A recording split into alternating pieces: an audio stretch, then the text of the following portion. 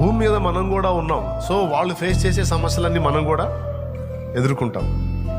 అయితే వాళ్ళకి మనకున్న వ్యత్యాసం ఏంటంటే, వాళ్ళు సృష్టికర్తను ఎరగని వాళ్ళు కాబట్టి తినేదాని విషయంలో, కట్టేదాని విషయంలో, నివాస విషయంలో, ఇతర అవసరాల విషయంలో వాళ్ళు విచారపడతారు. ఎందుకంటే వాళ్ళకి సృష్టికర్త తెలియదు. ఆయన ఏంటో, ఆయన బలం ఏంటో, ఆయన జ్ఞానం ఏంటో, ఆయన చేయగలిగేదేంటో వాళ్ళకి తెలియదు. అసలు ఆయన ఎవరో తెలియదు. కాబట్టి తండ్రి తెలియని ఒక అనాథ బిడ్డ తన జీవితాన్ని గురించి తాను విచారపడ్డట్టు వారు విచారపడతారు. వాళ్ళు అన్యులు, నన్ను ఎరగనోళ్ళు. కానీ నువ్వు నన్ను ఎరిగిన వ్యక్తివి. సృష్టికర్త తెలుసు నీకు.